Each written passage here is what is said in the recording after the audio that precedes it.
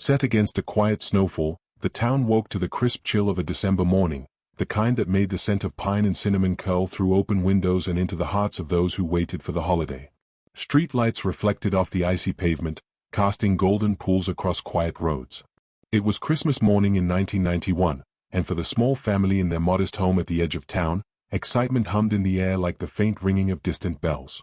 The boy, only 8 years old, had been awake before dawn, a bundle of restless energy and wide-eyed anticipation, shuffling his feet across the cold wooden floor to peek at the glow of the tree. He had always loved Christmas, not just for the gifts, but for the ritual, the warmth of his mother's voice reading carols, the smell of fresh bread and sugary treats, and the laughter that spilled through rooms lined with twinkling lights.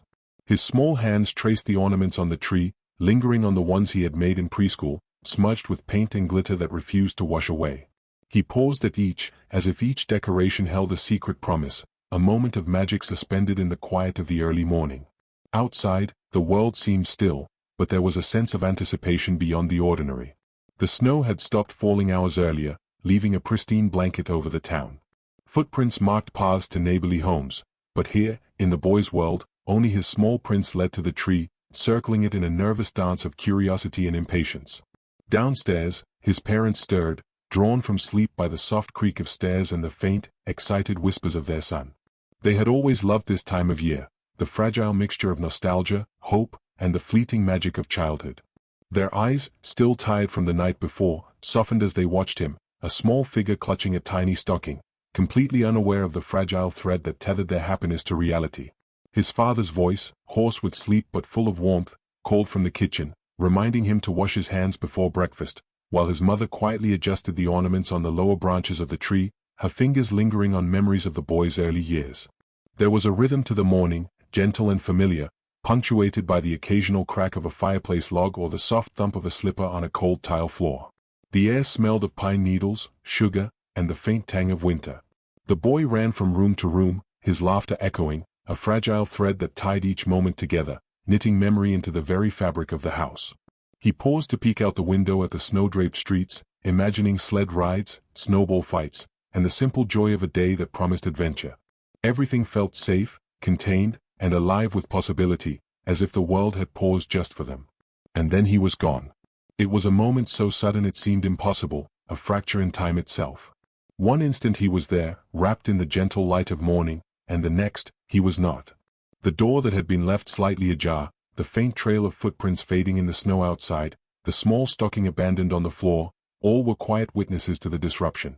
Panic had not yet arrived, only a creeping unease that curled slowly around the edges of the family's awareness. The boy's absence was more than physical.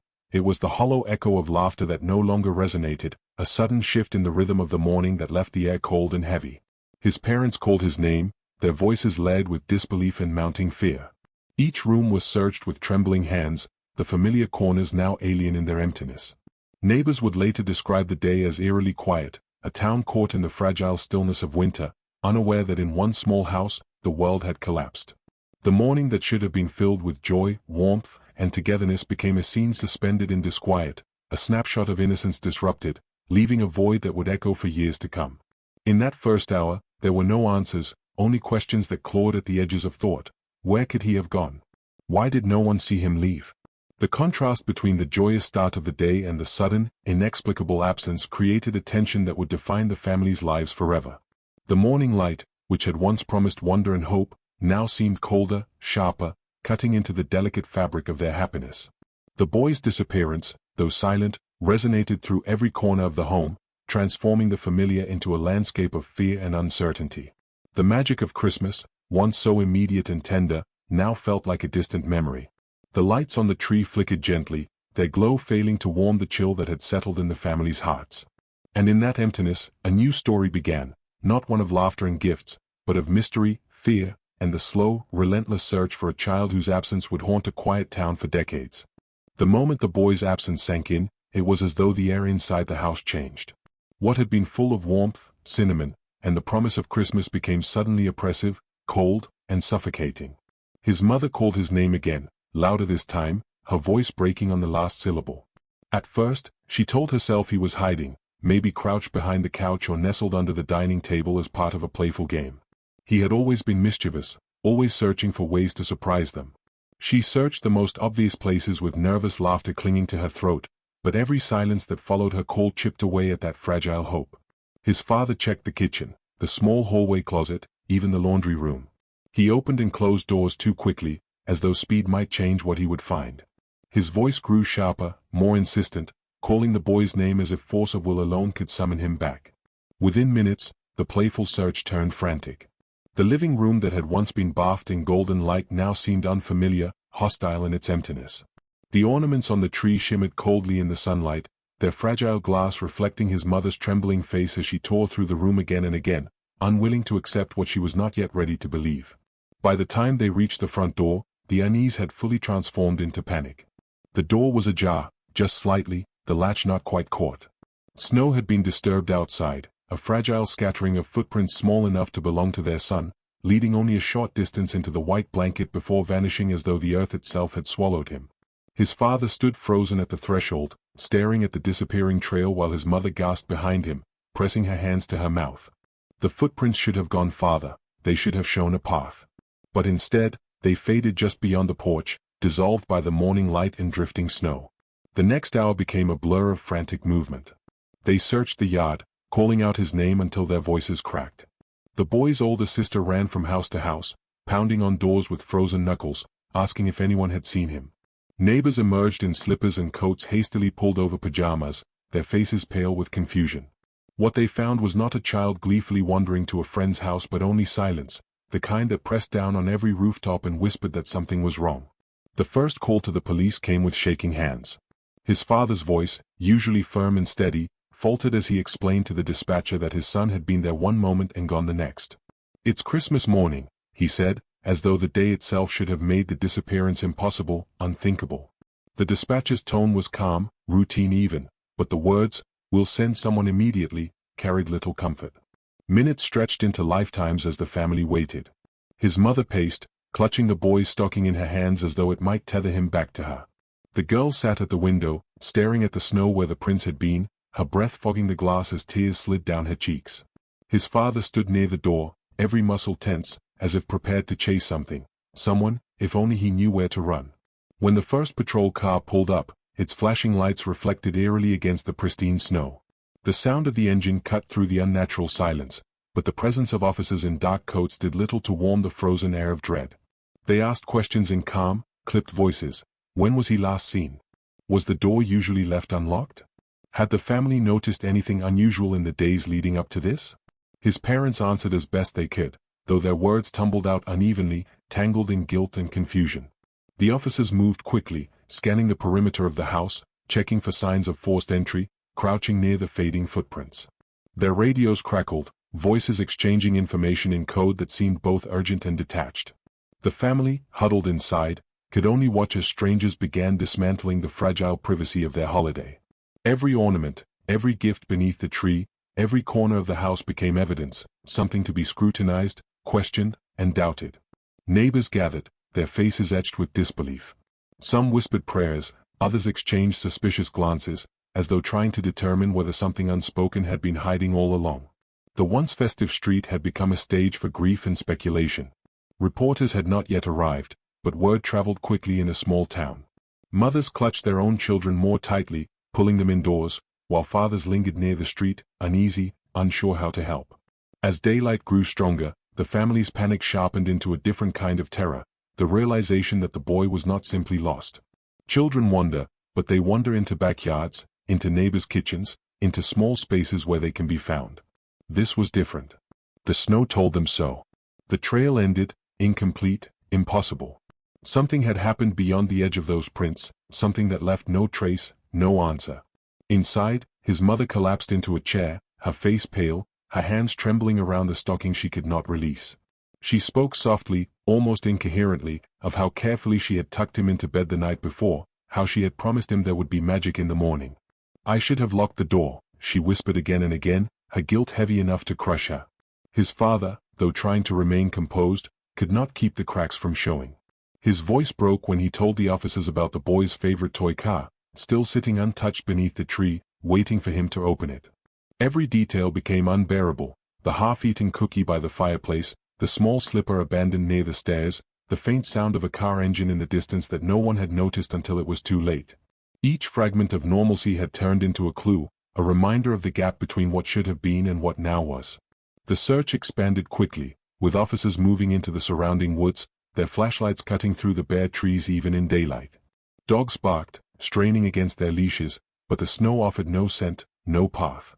Helicopters would come later, along with reporters, volunteers, and experts.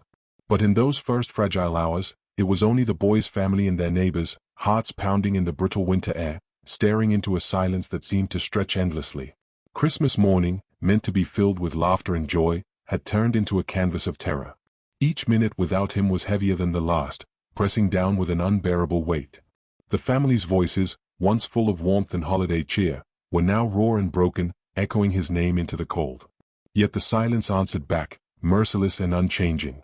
It was in that silence, in the chasm between the known and the unknown, that the true horror began to take root. Not just the loss of the boy, but the unraveling of safety itself, the realization that even in the sanctuary of home, even on the most magical morning of the year, something could reach in and take everything away. The news of the boy's disappearance rippled outward, touching the town like a cold wind sweeping through streets lined with snow. What had begun as a family's private tragedy quickly became a shared concern, an unspoken tension that hovered over every conversation, every glance exchanged in passing. Shops that had been bustling with holiday cheer felt quieter, the usual laughter replaced by hushed speculation. The warmth of the season seemed to fade under the weight of collective unease. Neighbors, once content to focus on their own celebrations, now found themselves drawn into the orbit of grief, their curiosity tangled with a helpless empathy. Small groups formed on sidewalks, huddled against the chill, voices low and anxious. "Did you hear what happened at the miller's house?" Whispers carried from front porch to front porch.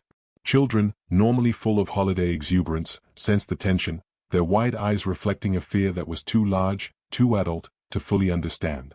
The town's rhythm had shifted. The usual cadence of morning errands, coffee orders, and snowball fights was interrupted by the invisible weight of absence. Even the local school, days away from winter break, hummed with nervous energy, teachers exchanging concerned glances as the story of the missing boy circulated through hushed hallways. Meanwhile, the family remained at the epicenter of this storm, their grief magnified by the attention it drew. Reporters began to appear at the doorstep, their cameras and microphones intrusive and insistent. Questions poured in like relentless winter rain. Had anyone seen him leave? Did he have enemies? Could this have been an accident? Each inquiry, though well-intentioned, felt like a knife, carving through the fragile layers of hope that the parents clung to. The mother's hands shook as she answered questions, her voice taut with exhaustion and fear, while the father's eyes darted from one shadow to another, scanning the streets as if he could somehow retrieve his son from the empty snow outside. As the days passed, the town's shock deepened into a more complex, almost restless energy. Rumors began to circulate, some plausible, others impossible, each carrying its own brand of anxiety. A neighbor claimed to have seen a dark car parked near the boys' street the night before, another spoke of footprints leading away from the house and disappearing into the woods. With every story, the line between fact and imagination blurred, and yet the urgency felt real, palpable, and suffocating. Police presence increased, the flashing lights of patrol cars slicing through the stillness of streets that only days ago had echoed with laughter and holiday cheer. The emotional landscape of the town became a study in contrasts. On one hand, there was solidarity, neighbors forming search parties, children distributing flyers, local stores offering hot drinks to volunteers trudging through the snow. On the other, there was suspicion and fear, a subtle mistrust that crept into casual interactions, as people wondered if anyone among them could be responsible or knew more than they admitted. Every glance, every silence between neighbors carried weight. The shared grief was complicated by uncertainty, and the sense of safety that had defined the town for decades began to feel fragile, precarious, easily shattered. Through it all, the family moved in a haze of exhaustion and grief, caught between hope and despair. Each morning, they awoke to check the mailbox, scan the streets, and listen for the faintest hint that their son might return. Each evening, they huddled in the quiet of their home, the absence of their child echoing through empty hallways, the lights on the tree now a bittersweet reminder of what had been lost. Even mundane tasks, preparing meals, washing clothes, walking to the corner store, were haunted by his absence. Every ordinary sound became a possible signal, the creak of a floorboard, the rustle of paper, the distant bark of a dog. Their lives had been transformed into a tense vigil, each moment a test of endurance and faith that he might still be out there somewhere. As the town grappled with its own emotions, the media frenzy escalated. Newspapers published photographs of the boy, his bright eyes and infectious smile now frozen in print. Television reporters recounted the story with varying degrees of speculation, interviews with neighbors interwoven with dramatic reenactments. The intrusion of cameras and microphones brought a new form of grief, one that was public, performative, and exhausting. The parents were caught between the desire to shield their family from exposure and the desperate hope that wider attention might bring leads, a struggle that left them emotionally raw. In those weeks, the normal boundaries between public and private life blurred. The boy's absence became a collective concern, an unspoken question mark hanging over the town. Children who played in the snow paused when they passed the family's house, their games quieted by an intuitive sense of loss. Adults carried a constant, nagging worry in the back of their minds, conversations drifting back to the missing child even when discussing unrelated topics. The tension was nearly palpable, a shared heartbeat of fear and hope that united the community while simultaneously testing its trust. Yet amid the fear, there were small moments of grace and humanity. Neighbors brought meals, letters poured in, some containing drawings and heartfelt messages from children who had never met the boy but felt a strange, empathetic bond. Strangers offered rides to search parties, and local businesses opened their doors to volunteers. These acts of kindness, while unable to restore what was lost, created a thread of warmth and resilience within the cold shadow of grief. By the end of that first month, the town had changed. Streets seemed quieter, homes felt heavier, and the once festive decorations now served as reminders of the fragility of life and the abrupt rupture of innocence. The boy's disappearance was no longer simply a family tragedy. It had become a town's collective wound, one that would shape memories, conversations, and the way neighbors regarded each other for years to come. The tension between normalcy and fear, between hope and despair, lingered in every corner, setting the stage for the darker mysteries yet to unfold. As the days bled into weeks, the initial panic of the disappearance settled into a grim rhythm of searching, questioning, and hoping. Investigators began to follow every lead, however tenuous, tracing shadows in an attempt to piece together a puzzle that seemed designed to defy comprehension. Early clues came sporadically, like fragments of a dream slipping through one's fingers, promising answers but delivering only more uncertainty. A stranger reported seeing a small figure near the edge of the woods, half hidden by winter fog, but by the time authorities arrived, there was nothing. No boy, no tracks, only the whisper of wind through bare branches. Each tip sent the family spiraling between hope and despair, the emotional pendulum swinging relentlessly with every new piece of information. Neighbors' testimonies added layers of complexity and frustration. Some claimed to have heard noises in the night, the faint cry of a child or a car engine that didn't belong. Others insisted they had glimpsed someone lurking in the shadows near the family's home. Yet when investigators returned to verify these accounts, reality offered no corroboration, just uncertainty and the growing feeling that the boy's disappearance existed in a liminal space, between the known and the unknowable.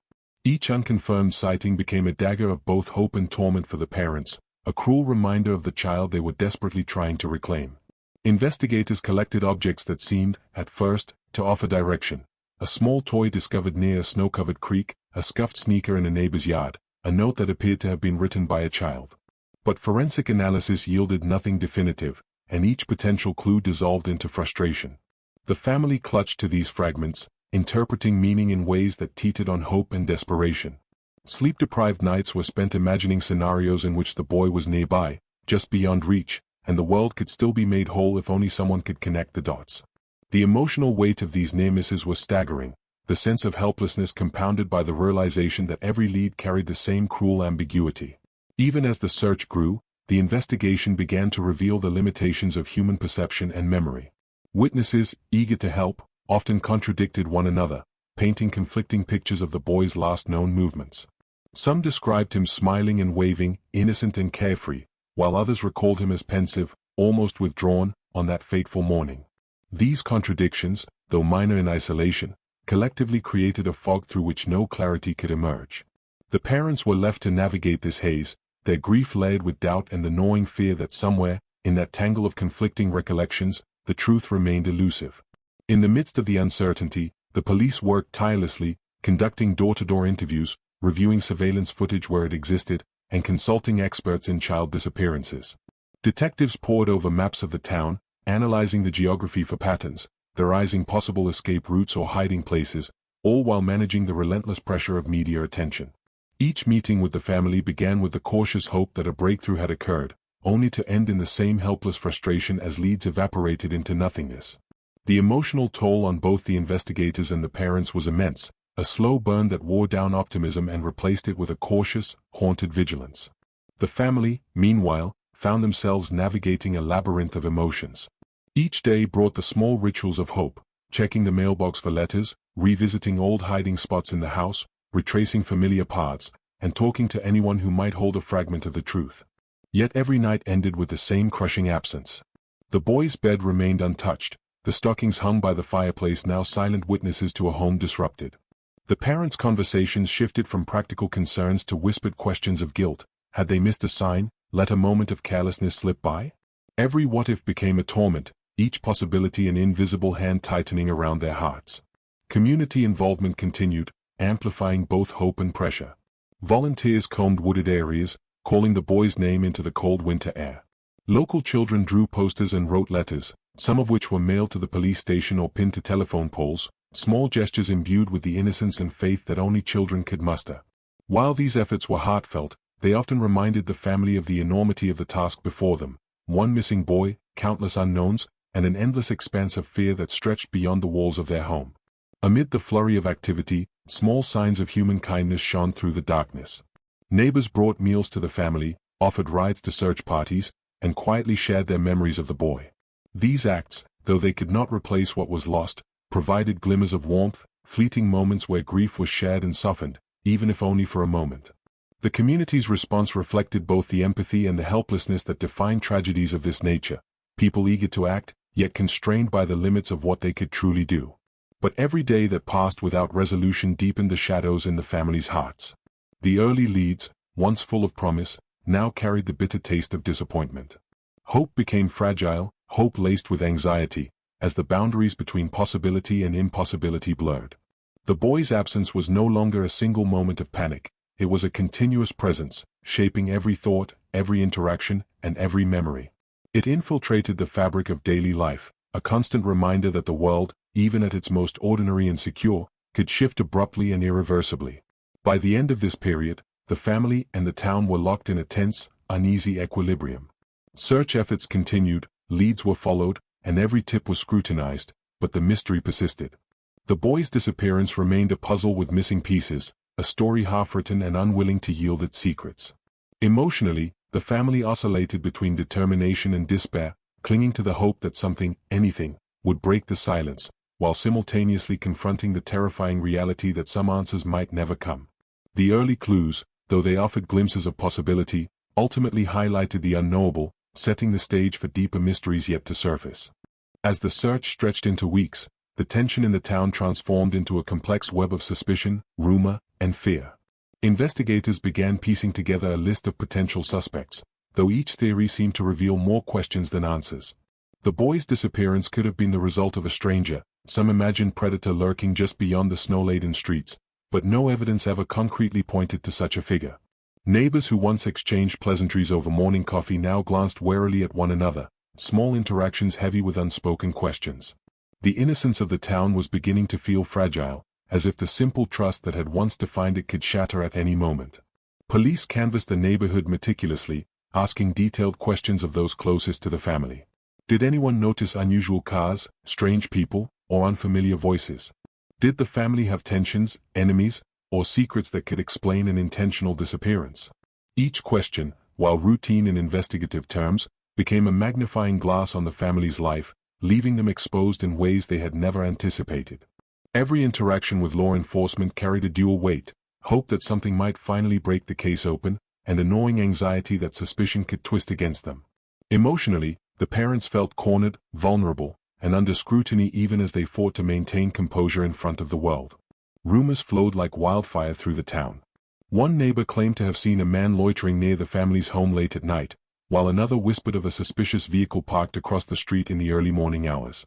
Speculation multiplied, sometimes absurdly, with friends and acquaintances suggesting motives and connections that the police had not considered.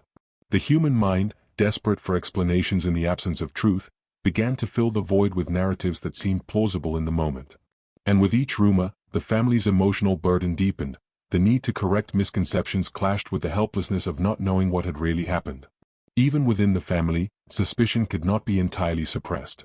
In private moments, questions arose: had someone known more than they revealed?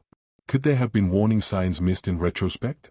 These thoughts, unbidden but persistent, haunted the parents as they navigated each day without their child. The tension between external pressure and internal doubt created a psychological strain that was as sharp as any physical search for the boy. Every familiar face, every passerby, could be a source of insight, or a potential deceiver. Meanwhile, the police explored every plausible scenario. Was it a kidnapping for ransom? An impulsive act by someone in the community? An accident carefully hidden? Each line of inquiry was followed with meticulous attention, yet yielded nothing concrete. Physical evidence remained elusive. Footprints vanished in melting snow, objects thought to be clues turned out to be coincidental, and witnesses' memories conflicted with one another. Investigators had to balance methodical procedure with the family's urgent emotional needs, often delivering updates that were cautious to the point of frustration. Each update, no matter how minor, carried immense emotional weight, as the family clutched to small pieces of news as if they were lifelines. Theories also emerged from the media's attention. Reporters speculated openly about motives, painting a picture that was part fact, part conjecture. Some suggested a stranger abduction. Others wondered about the family's relationships, examining tensions that may have seemed inconsequential before tragedy struck. While journalists promised to keep the story alive in the public eye, their reporting often introduced additional stress, as speculation and rumor seeped into the town's consciousness. The parents found themselves navigating an emotional labyrinth, balancing the desire for exposure with the fear of judgment and the frustration of misrepresentation. Neighbors, too, became unwitting investigators, each person interpreting events through the lens of fear and concern. Casual observations took on significance: a missing glove, an unlocked door, a car parked unusually long on the street. People offered theories in hushed tones at grocery stores or during evening walks, each suggestion both comforting in its intent and destabilizing in its implication. The tension in the town was palpable. Fear and empathy coexisted uneasily, and trust became a fragile commodity. Amid all these uncertainties, the family struggled to maintain a sense of normalcy, a nearly impossible task. Daily routines, meals, chores, even simple conversation, were overshadowed by the unanswered questions that now dominated every waking thought.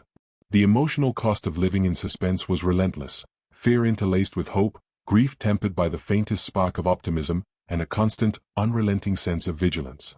Friends and relatives offered support, yet every gesture, however well-intentioned, carried reminders of what was missing. Psychologically, this period was a crucible. The parents experienced the ebb and flow of hope and despair, often in the same hour. Moments of optimism, perhaps a tip from a neighbor or an investigative lead, were immediately followed by crushing disappointment when nothing tangible emerged. The human mind, in its need for closure, began searching for patterns and meaning in coincidences and missteps. Each clue, rumor, and observation became part of an emotional tapestry woven from fear, longing, and frustration. By the time this phase of investigation reached its initial conclusion, the family and town were left suspended in uncertainty. The list of suspects and theories offered no resolution, only the haunting sense that someone, somewhere, knew more than anyone admitted. The community's trust, once simple and unspoken, had become layered with caution and wariness. And the parents, despite the tireless support around them, carried an isolation only those who endure the inexplicable absence of a child can truly understand. This period, fraught with conjecture and tension, laid the groundwork for deeper mysteries and emotional revelations yet to come, as the search for the boy continued in both the physical and psychological landscapes of a town forever altered. The passing of time did not soften the edges of grief, it sharpened them. As the first Christmases came and went without the boy, the family found themselves trapped in a dissonant reality, one where celebration and sorrow collided in every corner of the home. Each ornament on the tree, each carefully wrapped gift, carried the weight of absence. The room felt smaller, the laughter of siblings muted by the hollow echo of what had been lost. Even the smallest traditions, pouring cocoa, placing stockings by the fireplace, singing familiar carols, were tinged with a quiet desperation, rituals that seemed to mock rather than comfort. The magic of the season had been replaced by the gnawing ache of memory. Friends and neighbors who had once offered support began to retreat, not out of cruelty but because the pain of witnessing ongoing grief was too heavy to bear. The family's isolation grew, deepening the sense of suffocation that had begun the moment the boy disappeared. The parents, in particular, felt the sting of solitude most sharply. Their conversations, once light and full of shared hope, now revolved around what ifs and unanswered questions. Every morning carried the dread of seeing another holiday pass without closure. The cyclical nature of time, each anniversary of his absence, felt almost cruel, a reminder that life continued even as their world remained fractured. The siblings experienced the void differently, caught between understanding and confusion. They missed the small, specific ways he had altered the rhythm of the household, the way he hid gifts in secret places, the soft humming he did while setting the table, the contagious excitement that had once made ordinary mornings feel extraordinary. In their absence, every corner of the house seemed to whisper his memory. Toys left behind gathered dust, chairs remained unoccupied, and small personal touches became reliquaries of loss. The weight of these reminders, coupled with the absence of answers, created a quiet, persistent ache that no amount of consolation could erase. The parents struggled to reconcile their own grief with the need to protect the rest of the family.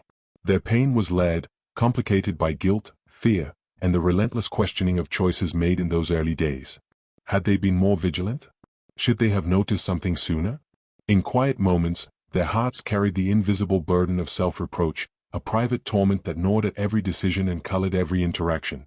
This internal struggle coexisted with an outward performance of strength, as they sought to maintain some semblance of stability for the children and to navigate the world that continued to operate in ordinary rhythms, oblivious to their profound loss. Outside the family's home, the town carried on, but its own relationship with the holidays had shifted. Streets that once twinkled with lights and laughter felt subdued, colored by the collective memory of the boy's disappearance. The community, having once rallied around hope, now observed the passing years with a quiet vigilance, an awareness that joy could be fragile, fleeting, and forever altered.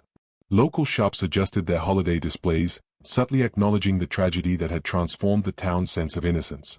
Even for those untouched personally, the absence was felt, a pervasive reminder that life's rhythms could fracture without warning. Within the home, small acts of remembrance became the family's way of coping. Candles were lit in memory, letters written and stored away, photographs taken down and later revisited, each object a conduit for connection and grief. These rituals, simple yet profound, allowed the family to externalize their pain, to acknowledge that absence had become a defining part of their lives. At the same time, they were reminders that no matter how carefully memories were preserved, nothing could replace the physical presence of the boy who had vanished so suddenly, so inexplicably. The emotional toll was compounded by the creeping fear of public scrutiny. Each holiday, each gathering with friends or distant relatives, carried the unspoken tension of a story still unresolved. The family's grief was visible, unavoidable, and yet often met with awkward silence or hesitant sympathy.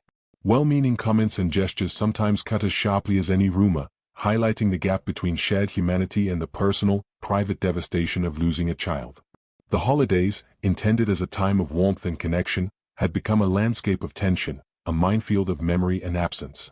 Sleep offered little relief. Dreams alternated between nostalgia and nightmare, revisiting ordinary days that were now impossible to reclaim. The parents woke each morning to an empty bed, the house silent except for the ticking of the clock, a steady reminder of the boy's absence and the relentless passage of time. Grief seeped into every corner, permeating moments of joy, coloring laughter with shades of melancholy, and ensuring that even the smallest act of celebration carried the weight of what was lost. And yet, amid the sorrow, there remained an ember of hope, fragile but persistent. Each year, as decorations were hung and gifts placed beneath the tree, the family dared to imagine the possibility of return, clinging to the faint notion that somehow, somewhere, the boy might still exist.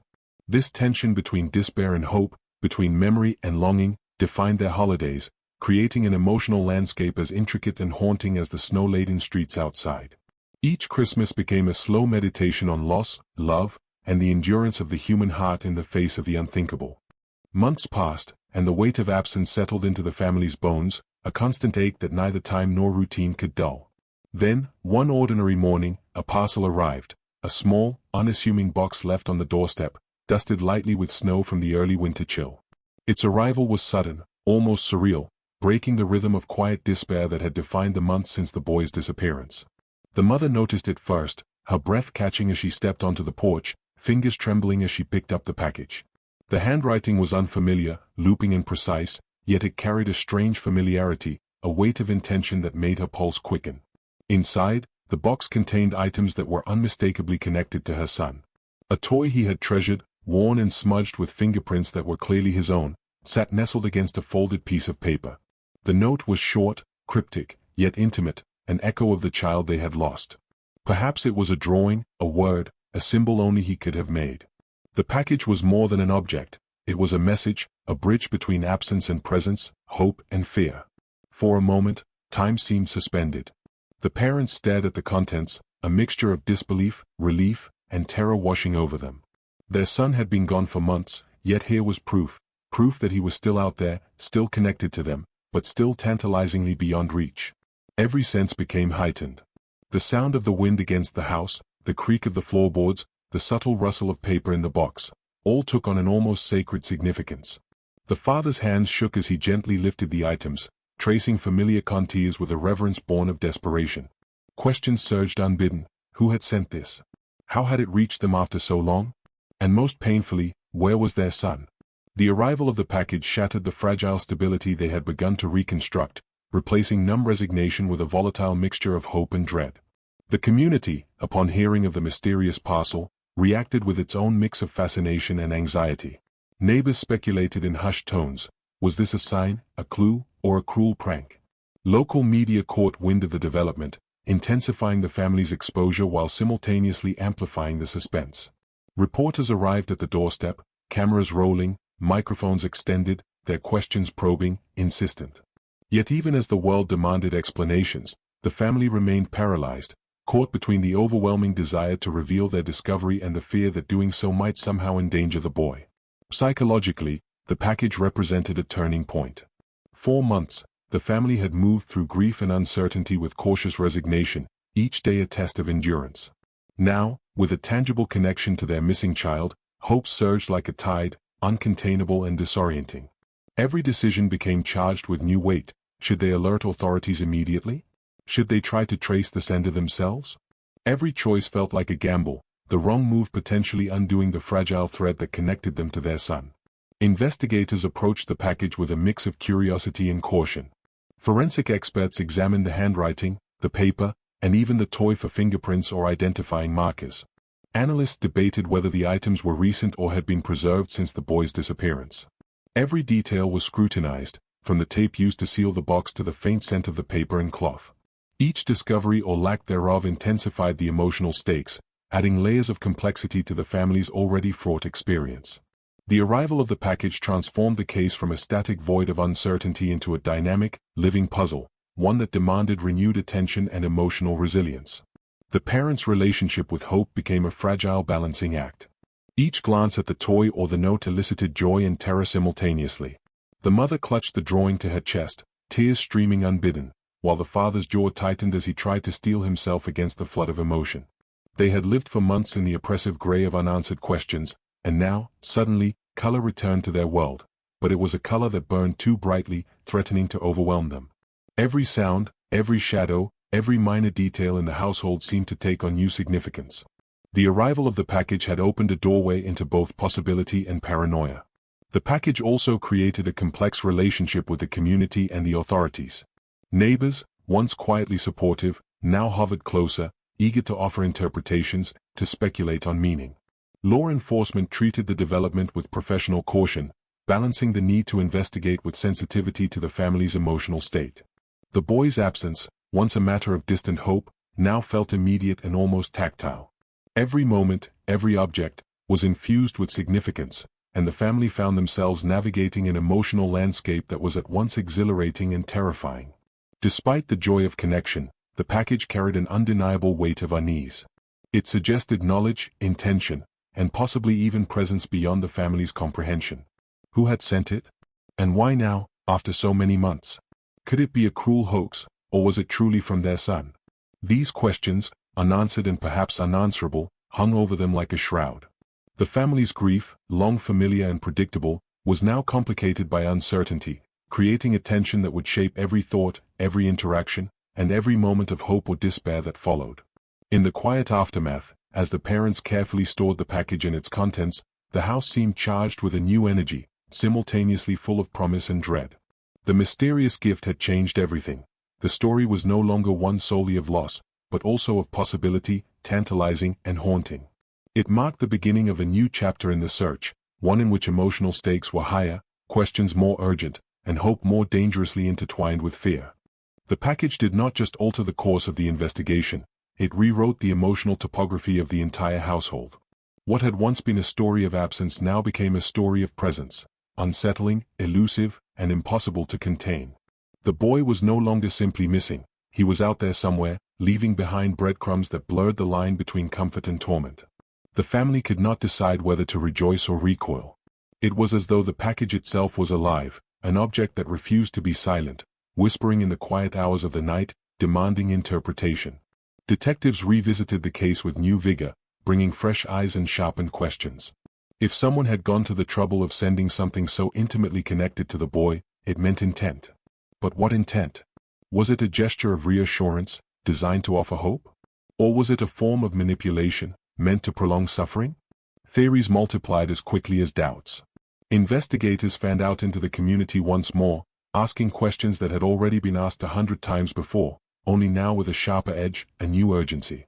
The mother found herself revisiting memories, scrutinizing every detail of her son's life as though the key to understanding the package lay not in the present but in the past. She remembered his habits, the way he folded drawings carefully into his pockets, the small games he played with his siblings, the secret hiding places he seemed to invent in corners of the house no one else noticed. Could the drawing in the box have been plucked from one of these old hiding places? Or had it been newly made, evidence that he was still alive and reaching out? These questions wrapped around her thoughts, coiling tighter each day until sleep became a luxury she could no longer afford. The father approached it differently. His focus turned toward the mechanics of the package itself. Who had handled it? Which delivery routes could explain its sudden appearance? He examined the handwriting under a magnifying glass, running his fingers over the ridges of the ink as if touch alone could reveal the truth. He traced the tape, the stamps, the fibers of the cardboard, searching for something that felt out of place. The package became less a clue to him than a challenge, a puzzle that he felt compelled to solve even as the edges of hope cut into him like glass. The siblings absorbed the development with a mixture of confusion and awe. To them, the package felt like a ghost story come to life, proof that their brother existed in some liminal space between the living and the missing. They hovered around the box, whispering theories, imagining scenarios, filling the silence with speculation that both comforted and frightened them. For children, hope and fear are inseparable, and their young imaginations transformed the mysterious delivery into a legend that colored their dreams and haunted their play. Outside the home, whispers grew louder. The town, once quiet in its grief, now buzzed with speculation. Some believed the boy had been taken by someone who cared enough to keep him alive, hidden, perhaps even loved. Others believed it was all a cruel trick, a manipulative act designed to torment a grieving family. The ambiguity spread through the streets like wildfire, consuming conversations in cafes, echoing in grocery aisles, shaping the rhythm of daily life. The package became not just the family's mystery but the town's, a shared riddle with no clear answer. Investigators leaned into forensic work, their science straining to offer clarity where emotions could not. Samples were taken, fibers collected, fingerprints lifted, though nothing conclusive surfaced. The note was examined by handwriting experts who debated its authenticity. Some argued it bore the unmistakable touch of a child, with uneven letters and playful marks. Others suggested it was imitated, a forgery carefully crafted to deceive. These professional disagreements bled into the public sphere, deepening the uncertainty and amplifying the tension. Yet beyond all scientific inquiry, the package carried an invisible weight, something no microscope or fingerprint kit could measure. It had disrupted the fragile boundary between memory and reality. The boy was not just gone, he was reaching out, or being spoken for, or manipulated into presence. The family found themselves circling endlessly around the same paradox. The package gave them something to hold on to, yet it also reminded them of everything they could not touch, everything they could not know. Night became the most difficult time. Alone in the dim light, the mother would sit with the contents of the box spread before her, tracing the outlines of the drawing or holding the toy close to her chest. Sometimes she swore she could still smell him on it, faint and fleeting, like the memory of laughter in an empty room. The father would pace the halls, restless, haunted by questions that had no answers. Together, they moved like shadows through the house, tethered by love, tormented by the cruel gift that had landed unbidden on their doorstep. For the family, and for the town, the arrival of the package was no longer an event but a condition. It was a new layer of existence, one that blended hope with dread in equal measure. It had reignited the search, reopened old wounds, and reminded everyone that disappearance is not only about absence, it is also about presence in its strangest, most haunting form. The package was proof that someone, somewhere, knew the truth. But whether that truth would bring salvation or devastation remained hidden, sealed away like the boy himself in the silence of the unknown. The arrival of the package had shifted the investigation into a new, unpredictable orbit. Where before there had been silence and absence, now there was noise, questions, and an intensity that seemed to gather like storm clouds over the town. Investigators reopened case files with renewed urgency, re-examining every piece of testimony, every sighting, every shred of evidence that had once been dismissed as irrelevant. The package had transformed old dead ends into living corridors of possibility. Yet with each corridor came not answers but shadows, contradictions, inconsistencies, and secrets long buried that now began to surface. The family was at the center of this storm, their grief no longer private but magnified under the scrutiny of the community and the press. Cameras returned to their front lawn. Reporters framed their faces in tight shots, eager to capture trembling hands, tear-stained eyes, or any reaction that might sell the mystery. The parents, once protective of their private pain, now found themselves rehearsing words carefully, choosing silence over vulnerability, fearing that anything they said could be twisted, misused, or misunderstood. The package had not just delivered clues, it had delivered exposure, pulling them unwillingly into the court of public fascination. Within the investigation, detectives began noticing fractures. Neighbors who had once seemed supportive now revealed fissures of suspicion and resentment. Old stories of disagreements, feuds, and rivalries resurfaced. Some whispered that the family themselves knew more than they admitted, their grief staged, their pain too neatly performed. Others turned suspicion outward, painting blurred portraits of strangers passing through town, odd encounters on icy nights, or long-forgotten rumors about individuals who had since disappeared into anonymity. Each theory carried its own gravity, pulling the narrative in directions that tangled rather than clarified the truth. The package became the prism through which every clue was refracted. If it was real, then someone close to the boy had access not only to his belongings but also to his intimate world. If it was fabricated, then the deception was chilling in its precision. Investigators pursued handwriting experts, forensic psychologists, and behavioral profilers, each offering a different interpretation. Some argued that the package was a message of control, the sender deriving power from tormenting those who searched. Others saw it as a breadcrumb trail, left behind by a boy who wanted desperately to be found. Each conclusion contradicted the next, leaving the family teetering on the edge of both hope and despair. Inside the home, the package began to erode unity. The mother clung to it as proof that her son was alive, cradling the toy and the note as though they were sacred relics. The father, hardened by months of silence, grew wary. His suspicion turned inward, toward the possibility that the parcel was nothing more than a cruel hoax. This divergence in belief began to chip at their marriage, creating silences between them where once there had been solidarity. Even the siblings felt the tension, their innocent questions: when will he come back? Did he really send this? Falling like stones into waters already trembling with ripples. The town, too, began to fracture. Where once the community had stood united in grief, now it divided along invisible lines. Some rallied around the family, bringing food, offering prayers, holding vigils and candlelit churches. Others grew restless, muttering that the family's grief had become a spectacle, a magnet for attention that kept reopening wounds better left to scar. The package had become more than evidence. It was a mirror reflecting the town's own hidden fears and resentments, exposing fractures in relationships, trust, and shared identity. As the investigation deepened, detectives uncovered overlooked details that unsettled the case further. A neighbor recalled seeing a car parked strangely near the family's home the week before the package arrived, its windows fogged, its license plate half covered in snow. A local postal worker remembered a stranger dropping off a parcel at a distant box but could not recall their face. Each thread seemed promising, yet when tugged, unraveled into nothing. The package did not lead investigators closer to the truth, it seemed to scatter them, leading them deeper into a labyrinth with walls that shifted as they walked. The media amplified every twist. Headlines screamed of hope renewed, of sinister games, of possible ransom plots. Television specials dissected the handwriting, the toy, the symbolism of the package's timing. Psychologists were invited onto morning talk shows to speculate about what kind of mind might send such a thing. The family, meanwhile, became unwilling actors in a national drama, their private tragedy reduced to ratings and sound bites. It was as if the boy's disappearance had been rewritten into a story too large, too theatrical, to ever be solved. At night, when the cameras were gone and the house settled into its quiet, the package loomed in the silence. It seemed to change the very air of the rooms, as though its presence altered the physics of grief itself. The mother sometimes swore she heard faint footsteps in the hall, echoes of her son returning to reclaim what had been sent. The father, alone in the living room, would stare at the box as though it might answer back if he stared long enough. It was no longer an object, it was a presence, both gift and curse, both answer and question. In this stage of the story, what mattered was not only what the package contained but what it implied. It was proof that someone, somewhere, was watching. Proof that the boy's story had not ended but was being written in real time, one haunting fragment at a time. Yet each revelation seemed to bring the family not closer to resolution but deeper into the abyss of uncertainty. The package was a reminder that the past was not finished, the present not safe, and the future not promised.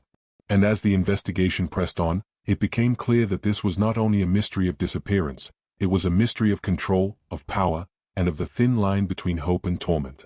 The investigation, once a steady march of interviews and reports, now felt like a fever dream. The package had disrupted everything, reshaping the narrative into something stranger, more personal, and infinitely more dangerous. With each day that passed, suspicion seeped into the town like a winter fog, wrapping itself around homes, conversations, and even the family itself. Where once there had been unity, now there was fracture. Where once there had been grief, now there was fear. Detectives, unable to find clarity in the package, turned their gaze toward the people closest to the boy. In mysteries like these, the circle often closes inward. Parents, siblings, neighbors, all were revisited, their alibis retested, their stories replayed with forensic attention. It was not accusation, not yet, but the implication hung in the air. Perhaps the answer was not out there in the dark, but here, inside the walls of the very house that mourned. The mother felt this shift acutely. She could see it in the way investigators lingered on her words, the way their pens hesitated when she described the morning of the disappearance, as though searching for fractures in her memory. Her grief became suspect, her tears potential evidence. What had once been natural expressions of sorrow now felt performative under the unblinking eyes of suspicion. She began to question herself, retracing her own steps, terrified she might have overlooked something so obvious it bordered on unforgivable. The father bore the weight differently. His stoicism, which had once been seen as strength, now became armor viewed with suspicion. Was he too composed, too methodical, too deliberate in his answers? Neighbors whispered that he seemed detached, that he did not grieve in the right way. His careful composure was suddenly reinterpreted as concealment, as though silence itself was a clue. And in those whispers, amplified by gossip and media, an invisible trial began, one in which guilt was not proven but assumed, built not on evidence but on unease.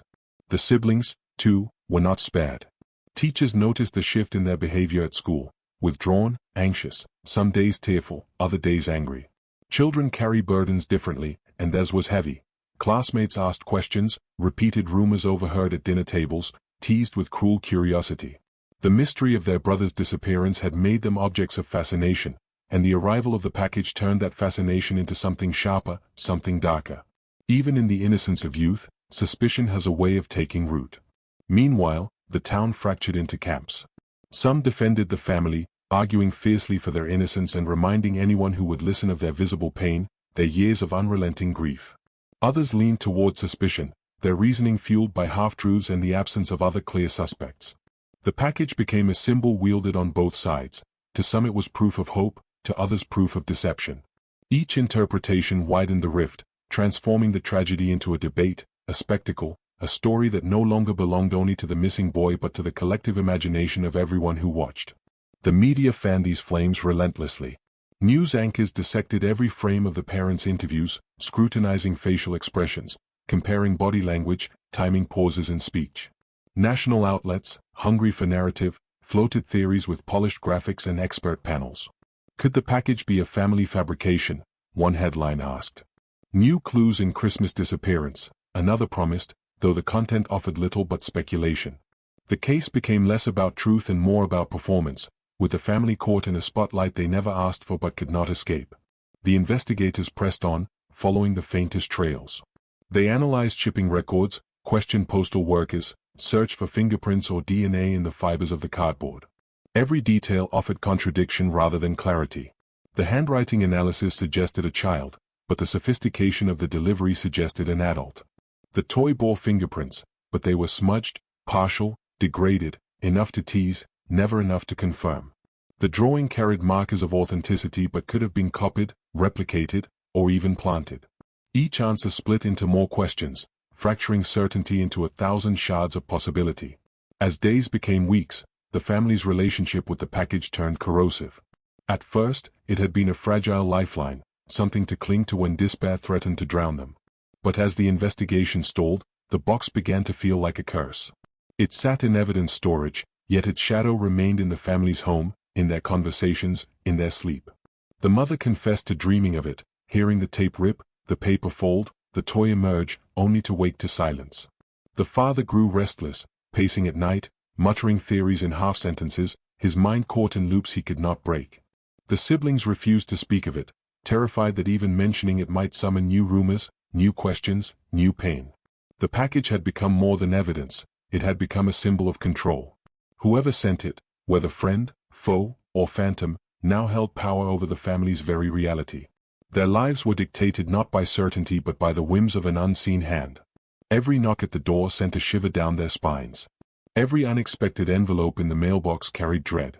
Their world had shrunk into a theater of fear, each day a rehearsal for revelations that never came. The tension reached a point where silence itself was unbearable. The family began to argue, words sharp, emotions raw. The mother clung to hope, the father clung to suspicion. She accused him of surrendering too easily, he accused her of seeing ghosts where there were none. The siblings listened from doorways, their small faces pale, learning too young the language of fracture. Love remained, but it was strained, tested, distorted by the pressure of a mystery that refused to resolve. And always, beneath everything, there was the boy. His presence lingered like a haunting melody, threaded through the walls of the house, etched into the routines of daily life. His absence had defined their suffering, but now his possible presence, hinted at, dangled like a cruel gift, defined their torment. It was as if he existed in two places at once, alive and gone, near and far, a ghost who had never died but could never fully return. The package, once a glimmer of hope, had become the center of a spiral that drew everyone inward. Family, town, investigators, media, each step closer not to clarity but to collapse. It was no longer just about what had been lost on that cold Christmas morning in 1991. It was about the erosion of trust, the corrosion of love, the unraveling of lives in the grip of a story too strange to believe, too painful to dismiss. And in that unraveling, the darkest questions began to rise. What if the truth was not hidden out there in the shadows of the unknown, but here, within the very fabric of the life they had built together? By the time winter began to retreat and the first fragile buds of spring pushed through the frozen soil, the case had settled into a strange, unbearable rhythm. The package, once a singular event, had become the central axis around which every theory turned, every suspicion deepened. Yet answers remained elusive, and the weight of uncertainty pressed harder than ever. Detectives grew restless. The evidence they had in hand felt like sand slipping through fingers, something tangible that dissolved upon closer inspection. They began to widen their scope, re-examining people from the family's past, neighbors who had once been overlooked, and acquaintances whose names had barely surfaced in early reports. Every interview carried with it the haunting possibility that someone had known more than they had admitted, that silence had not been born of ignorance but of guilt. The mother felt the widening circle most keenly. Old friends began to pull away, their greetings colder, their invitations fewer. She noticed the subtle glances at the grocery store, the way whispers trailed behind her as she moved through aisles. She was no longer seen solely as a grieving parent, she had become a figure of suspicion, a character in a narrative shaped by rumor as much as fact. The package, instead of clearing her family's name, had cast them under a sharper, crueler light. The father responded by retreating inward. He spoke less, even at home, his silences stretching longer each night. He spent hours reading old files, poring over newspaper clippings, replaying interviews with investigators, as though somewhere in those pages a missing piece waited. His focus was relentless, but it came at a cost. He seemed less present, less reachable, as though the boy's absence had claimed not only their son but him as well. The siblings were caught in the middle, their world split between playground whispers and the heavy quiet of their own home. At school, classmates treated them as curiosities, daring one another to ask invasive questions. Some children pitied them, others mocked them, but none left them untouched. They learned to live in silence, carrying their grief privately, never certain which words might be twisted, which memories might be doubted. In their innocence, they bore the cruelest weight, the knowledge that their brother's story had become everyone's possession but their own. Meanwhile, investigators uncovered a revelation that shifted the narrative once more. Records suggested that the toy found in the package might not have been missing since the boy's disappearance after all. A family friend vaguely remembered seeing it in the house months after the tragedy. This contradiction raised chilling questions. Had the package been assembled from items still within reach? If so, then whoever sent it was closer to the family than anyone had imagined. The implication was devastating. It meant the mystery was not confined to the dark unknown of strangers or far-off places but had roots within familiar soil. The home, the community, the circle of trust itself, all became potential crime scenes in the imagination of investigators and neighbors alike. It was not just about who might have taken the boy anymore, it was about who had access to his world, who could reach into the family's private grief and manipulate it. The family denied the claim, insisting the toy had been missing since that Christmas morning. Yet doubt, once seeded, grew quickly.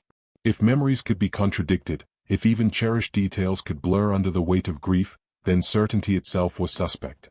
The mother's voice trembled as she tried to recall the last time she had seen the toy, her confidence unraveling with every correction and every raised eyebrow. In this fog of uncertainty, trust began to collapse. The family no longer knew whom to believe, neighbors, investigators, even one another. The town fractured further, camps dividing into those who believed the package was authentic and those who believed it was an elaborate fabrication.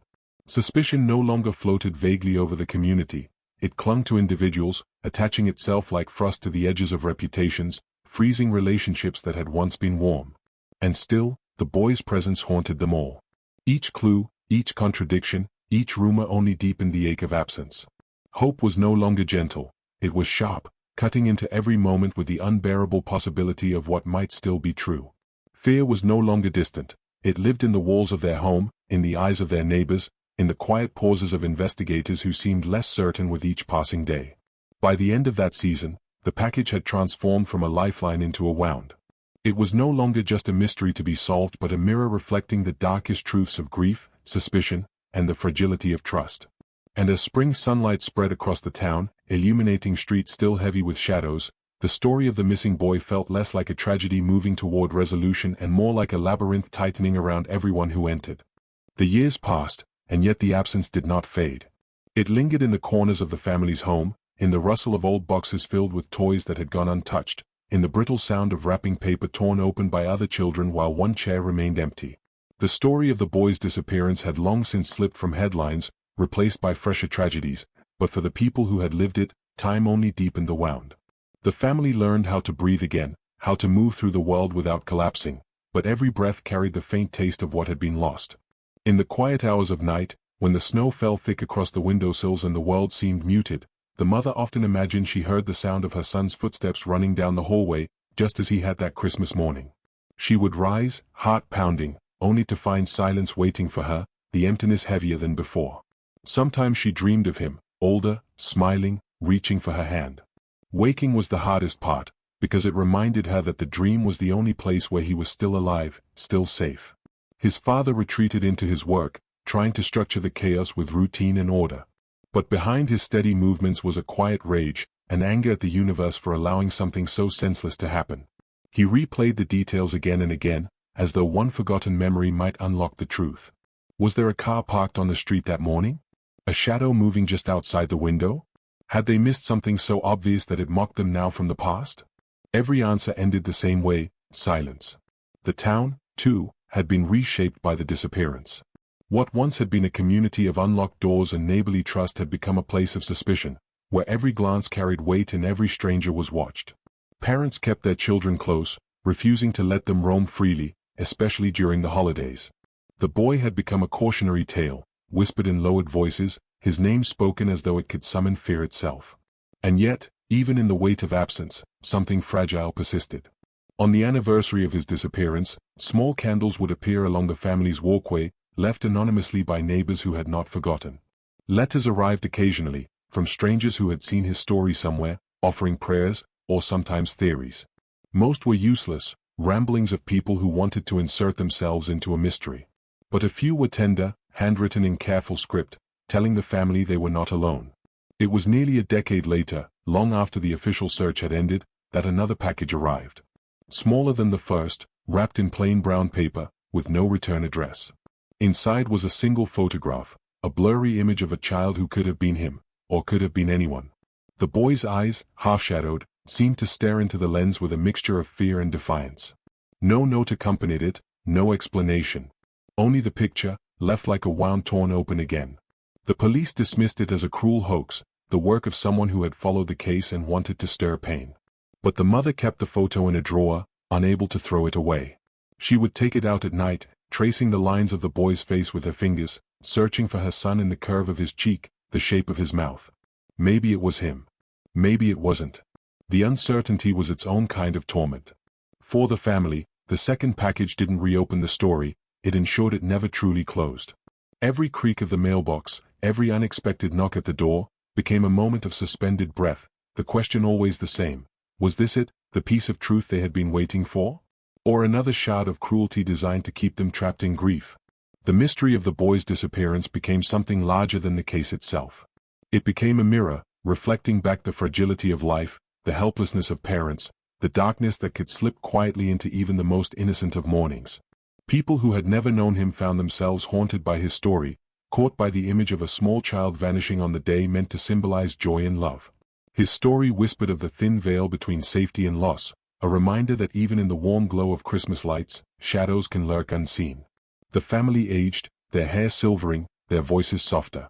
Time moved forward, but the boy remained frozen, 8 years old, laughing, eyes bright with wonder, never growing older, never changing, always suspended in that one morning. They lived with the knowledge that they would never know the truth, that their lives would forever orbit a single unanswered question.